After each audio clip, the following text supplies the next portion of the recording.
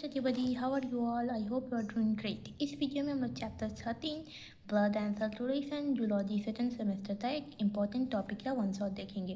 तो पहला है कंपोनेंट्स ऑफ ब्लड का component.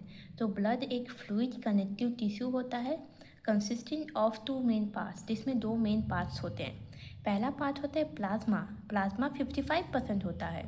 Plasma is the liquid matrix containing water, protein, nutrients and waste product.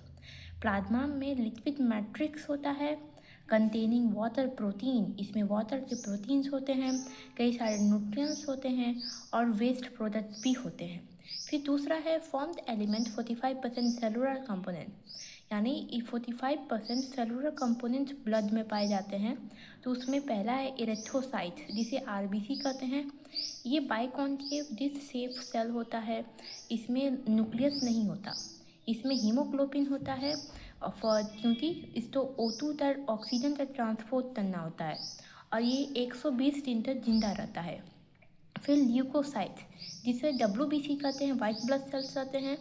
ये different cell होते हैं हैविंग टाइप्स ऑफ, इसमें कई सारे टाइप्स होते हैं, जैसे ग्रैन्युलोसाइट्स, जैसे न्यूरोफिल्स और जैसे फैगोसाइट्स जो एलर्जी रिएक्शन में हेल्प करता है, और जिसे बेसिडोफिल्स ये सिक्रीट हेपरिन में मदद करता है। फिर अगला है प्लाज्मा प्रोटीन। प्लाज्मा में कौन कौन से प्रोटीन पाए जाते हैं? प्लाज्मा में पहला प्रोटीन है एल्बुमिन। एल्बुमिन क्या करता है? Maintain osmotic pressure of blood का ऑस्मोटिक प्रेशर मेंटेन करता है। फिर ग्लोबुलिन्स है primary involve in bodies defence mechanism. Globulins जो है प्राइमरी मुख्य रूप से इन्वॉल्व होता है बॉडी के, हमारे शरीर के डिफेंस मैकेनिज्म में। फिर फाइब्रोजन जो है एक क्रूशियल सॉल्युबल प्रोटीन है रिक्वायर्ड फॉर ब्लड कोआगुलेशन। एक ज़रूरी सॉल्युबल प्रोटीन है जिसकी ज़रूरत से हम लोग ब्लड का थत्ता बनता है। ब्लड जब कट हो जाता है तो ब्लड रुकता है। फिर अगला है mechanism of blood coagulation clotting. Blood clotting कैसे होता है? तो सबसे पहले होता है रिलीज ऑफ थ्रोम्बोप्लास्टिन रिलीज होता है, जो इंडर्स टिश्यू है और प्लेटलेट्स है वहाँ पे ये रिलीज होता है। फिर prothrombin and thrombin in the present of calcium Ca2+ की प्रेजेंट में जो थ्रोम्बोप्लास्ट है वो प्रोटोथ्रोम्बिन में बनता है। फिर थ्रोम्बिन जो कि एक एक्टिव स्टेट है उसमें बनता है। फिर फाइब्रोजन जो से फाइब्रिन बनता है, और जो थ्रोम्बिन है वो कन्वर्ट करता है फाइब्रोजन तो इनसॉल्यूबल फाइब्रिन थ्रेड में। और फिर उसके बाद क्लॉट बनता है। जो फाइब्रिन की जो थ्रेड है वो ब्लड को क्रैप कर लेती है, पकड़ लेती है और एक सॉलिड मास खट्टा ब्लड का खट्टा बना लेती है।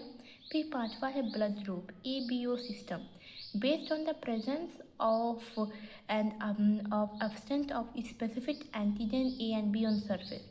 ब्लड ग्रुप हम लोग कैसे डिफाइन करते हैं? या उसमें कोई स्पेसिफिक एंटीजन A या B प्रेजेंट या एब्सेंट रहेगा। फिर उसके बाद RH फैक्टर अगर प्रेजेंट रहेगा तो RH पॉजिटिव माना जाएगा, अगर RH फैक्टर एब्सेंट रहेगा तो RH नेगेटिव माना जाएगा। फिर कुछ इंपॉर्टेंट हम लोग टर्म्स देखते हैं।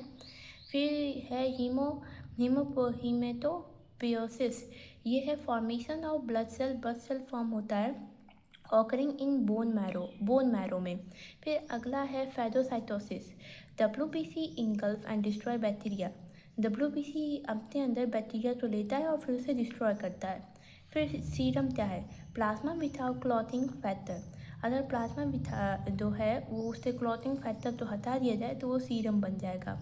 फिर हिपेरिन क्या होता है? एंटीकोआगुलेटेड प्रोड्यूस बाय बेसिडोफिलस। एंटीकोआगुलेटेड क्या होता है जिसके द्वारा बनता है? बेसिडोफिलस के द्वारा, जो कि प्रिवेंट करता है हमारे ब्लड वेसल्स में जो हमारा ब्लड वेसल जमने से रोकता है। फिर डायफ्रेजिस क्या होता है? एबिलिटी होती है जिसकी वाइट ब्लड सेल्स की to squeeze through walls of blood capillary into tissue, ताकि वो हमारे ब्लड कैपिलरी से निकलते हमारे टिश्यू में आ सकते। So I hope everybody this video helps you all, then please like this video, subscribe this channel और कमेंट कीजिए आप तो नेक्स्ट इस टॉपिक पे वीडियो चाहिए। Okay, thank you so much for watching, have a great day ahead.